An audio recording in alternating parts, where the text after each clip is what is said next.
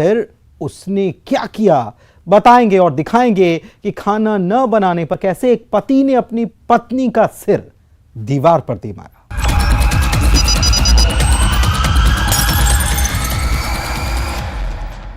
लाल चंदन की तस्करी को लेकर हाल ही में एक फिल्म आई थी बीते साल, और इसी फिल्मी स्टाइल में चंदन की तस्करी हो रही थी। चंदन तस्करी पर बनी फिल्म से प्रेरित होकर यह तस्करी की जा रही थी। चोर ने पुलिस को पकड़ने का चैलेंज भी दिया था। आइए देखते हैं।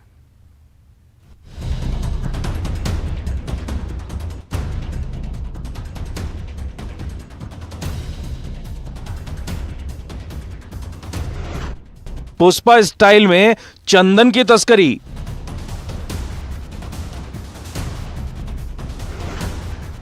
चंदन तेल फैक्ट्री पर पुलिस की रेड।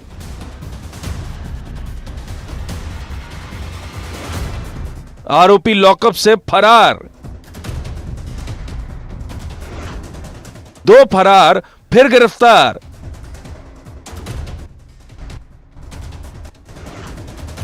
चोर ने पकड़ने का दिया चैलेंज। फिल्मी स्टाइल में हो रही थी चंदन की तस्करी। महाराष्ट्र से चंदन की तस्करी कर ला रहे थे मध्य प्रदेश के बड़वानी के सेंधवा में ग्राम गवाड़ी में चल रही थी चंदन तेल की फैक्ट्री। दरअसल नवापुर थाना प्रभारी ज्ञानेश्वर ने बताया कि उनके क्षेत्र में एक मंदिर से चंदन पेड़ की चोरी हुई थी, जिसके बाद 5 आरोपियों को गिरफ्तार भी किया गया था, लेकिन वो 5 आरोपी लॉकअप तोड़कर फरार हो गए थे। नंदुरबार डिस्ट्रिक्ट महाराष्ट्र में नवापुर पुलिस स्टेशन में एक मामला दर्ज था चंदन चोरी का। तो उसके मुताबिक हम उसके तहकीकात कर रहे थे, जब हमको इन्फॉर्मेशन मिला कि ये औरंगाबाद की जो गैंग है, ये लोग उधर नंदुरबार गुजरात वगैरह आके वो कार्रवाई करते हैं चंदन चोरी की।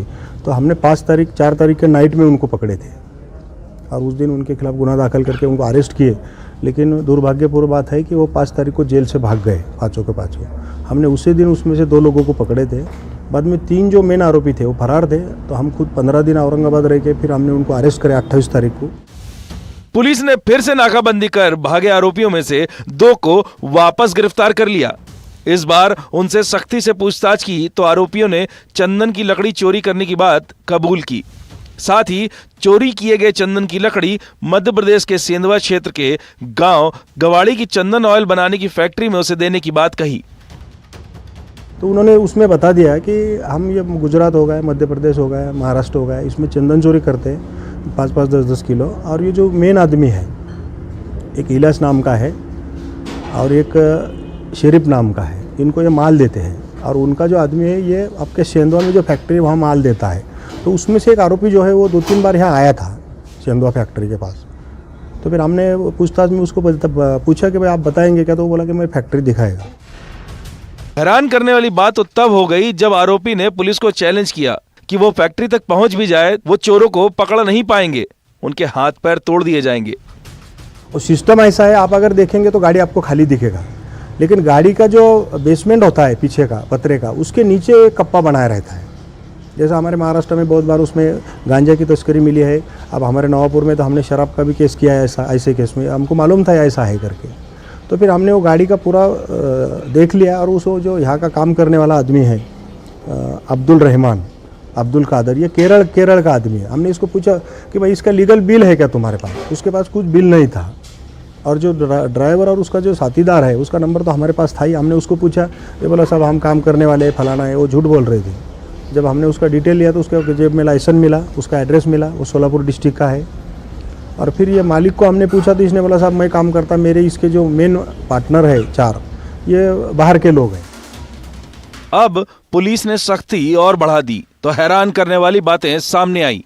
आरोपी ने जो बताया वो पूरा का पूरा फिल्मी अंदाज था। पुलिस ने सैकड़ों किलोमीटर तस्करी करने वाले गाड़ियों की ट्रैकिंग करते हुए गवाड़ी स्थित फैक्ट्री तक पहुंची। अलग तरीका ये तस्करी का बहुत बड़ा है। इसका देखो आप, इसका अगर रैकेट देखेंगे तो ये पूरे मध्य प्रदेश में, ये गुजरात में और महाराष्ट्र में ये चंदन तस्करी है।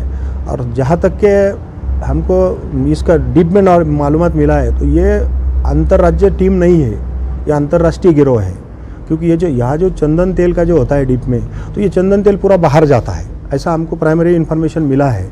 लेकिन हम अभी इसके पूरा डीप में जाने वाले हैं। गिरफ्तार आरोपी के बताए अनुसार गाड़ी के बेसमेंट को एक पाने से खोला तो बेसमेंट 2 पार्टीशन में निकला, जिसमें कीमती चंदन की लकड़ी दिखाई दी। जो अब्दुल रहमान जो है, अब इसका मोबाइल का सीडीआर हम निकालेंगे तो उसमें डिटेल हो जाएगा कि किसके किसके कांटेक्ट में है और इसका सरगना कौन है। इसके ये तो मेन आदमी नहीं है, इसके पीछे जो मेन लोग हैं अब हम उसको भी हम आरोपी करने वाले हैं। महाराष्ट्र राज्य के नंदुरबार जिले की नवापुर थाना पुलिस के मुताबिक इस मामले में अंतर्राष्ट्रीय गिरोह का हाथ भी हो सकता है।